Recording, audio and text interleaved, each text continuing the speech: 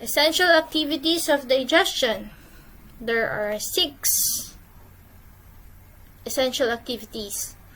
You have ingestion, propulsion, physical digestion, also known as mechanical digestion. Then you have chemical digestion, absorption, and defecation. In the photo we have here, we'll first start with your mouth for the ingestion of food. The next activity will be propulsion, wherein you swallow your food. Then you also have peristalsis. The next, you have your mechanical digestion, which is chewing in the mouth, churning the stomach, and segmentation in the small intestine. That is the pink color arrow. Then you have your chemical digestion, which is a green droplet. Then for the absorption, what you need to do is for absorption is for the nutrients and water to blood vessels and lymph vessels, and water is absorbed to the blood vessels.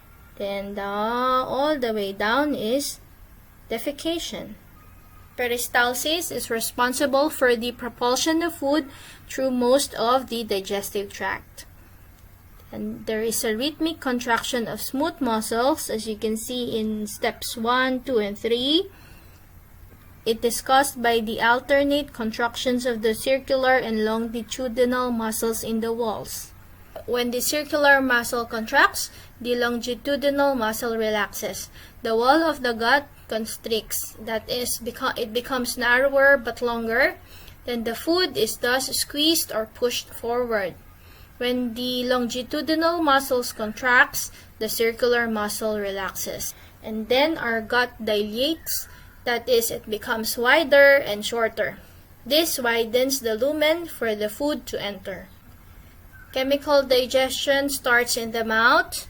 Your digestive secretions break down complex food molecules into their chemical building blocks. Secretions typically contain water, various enzymes, acids, and salts.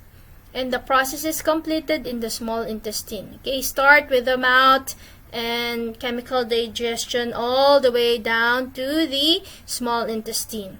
Like in the diagram here, you have a polysaccharide, then you have your proteins and your triglyceride. Polysaccharide will be converted into oligosaccharides, then disaccharides, and monosaccharides. From bigger molecule, it becomes, you break it down further to make it simpler and smaller. Then for the proteins, it will further break down into large peptides, smaller peptides, until you have the amino acids which your body can absorb. And for the triglycerides, you have monoglycerides and fatty acids. Just now we said that it starts in the mouth, mastication in the mouth. Mastication, it basically means chewing in the mouth. Then you have the mixing and churning in the stomach. Okay, mixing waves inside the stomach. It's a mixing wave. Relatively weak contractions propagated down the stomach walls. Mixes bolus with gastric juice thoroughly to form chyme. Okay, so remember inside here in the photo, you have your chyme already, which is a combination of your food and the gastric juice. Then down inside, there's a peristaltic wave, strong contraction that forces your stomach, that forces whatever is inside your stomach to be squeezed down to the pyloric sphincter, going to the duodenum. And then you have segmentation in the small intestine.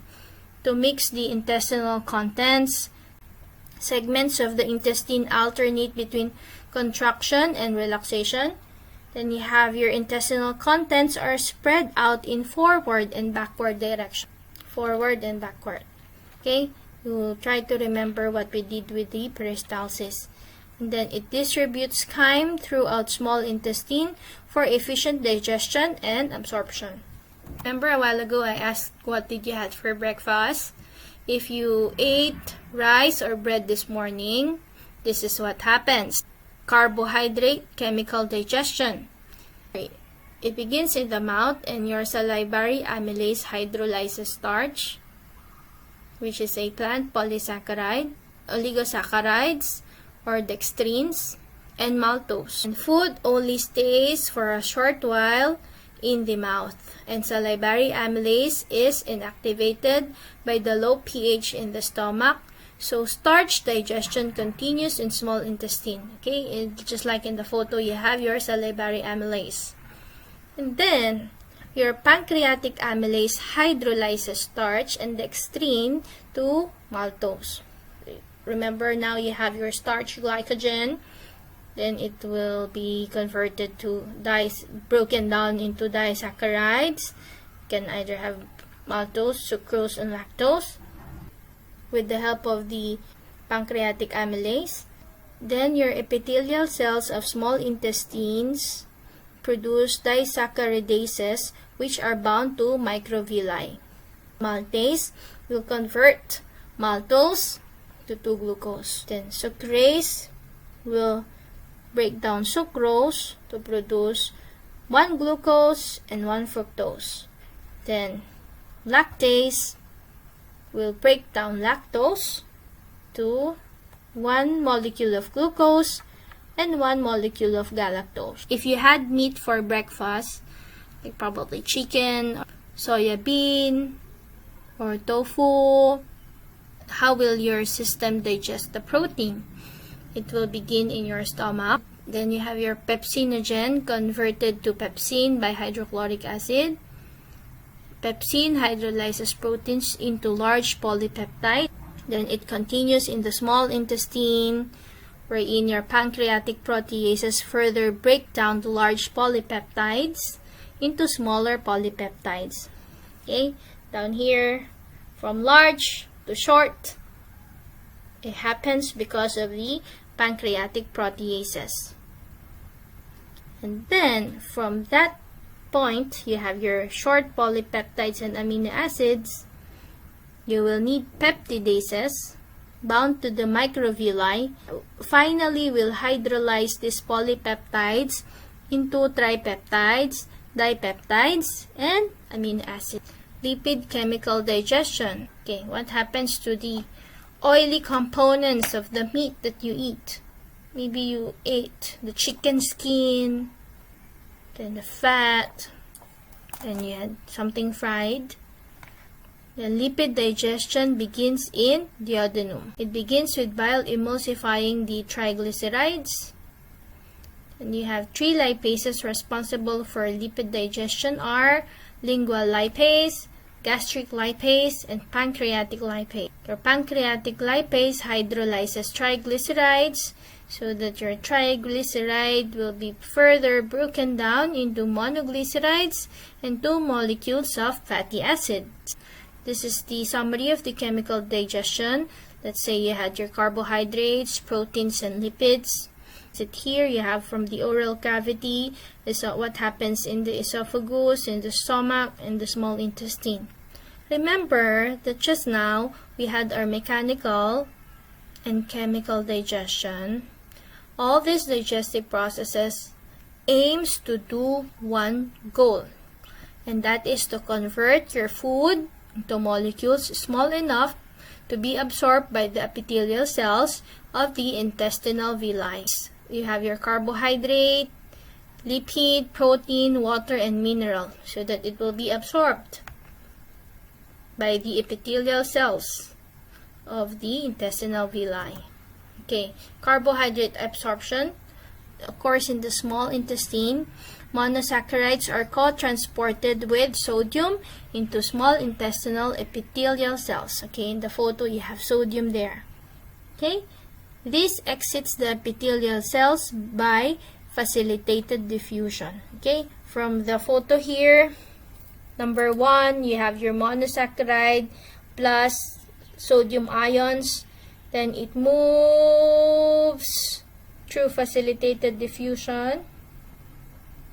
And then it will enter the blood capillaries, which is the color red tube here, and are delivered to the liver. Lipid absorption. bile salts aggregate around digested lipids to form micelles. Micelles attach to surface of epithelial cells and the lipids enter by simple diffusion. Then lipids are converted back to the triglycerides and coated with proteins to form chylomicrons. You have your chylomicrons. It will exit the epithelial cells by exocytosis. Chylomicrons eventually will be carried all the way to the liver. Then the chicken that you had for protein absorption. You have the tripeptides, dipeptides, and amino acids are absorbed by co-transport into the epithelial cells. Co-transport. So you have sodium again, just like the first one on carbohydrates. Okay? Then amino acid exits the epithelial cells by active transport, and it enters the blood capillaries, which is number 3, and it will go to the liver. Then you have water and mineral absorption. Okay, what happens with the water and minerals that you had? Around 9 liters of fluid enters your small intestine every day, and around 2.3 liters are ingested in foods and beverages, and the rest is from your GI secretions, GI or gastrointestinal secretions. 92% of the water absorbed by small intestines, and 7% by the large intestines, and the remaining 1% is lost in feces. Movement of water is by osmosis, depends on the osmotic gradient. The most positively charged ions are actively transported across the small intestine. After eating your food this morning, it will take a few hours, then you will pass motion. Okay, so let's move to defecation. Feces are temporarily stored in the colons. Strong contractions of colon smooth muscles to propel your feces towards the anus, and this happens around 8 to 12 hours. Then these peristaltic contractions in lower colon and rectum are reinforced. Internal anal sphincter, which is the smooth muscle, relaxes, but your external anal sphincter, which is the skeletal muscle, is under voluntary control. Relaxation of external anal sphincter allows feces to exit through the anus. Now let's move to the easy peasy lemon squeezy questions. Number 1. The stomach mainly digests blank. Then number 2. When food is in the mouth, it is called a bolus. But when it enters the stomach to stretch when food is present, it becomes blank. I hope you got the answers right. Number 1, the stomach mainly digests protein. And number 2, when food is in the mouth, it is called a bolus. But when it enters the stomach to stretch when food is present, are called rugae. And let's relook on the learning outcomes. Thank you so much for joining me, and I hope to see you in class. Have a nice day!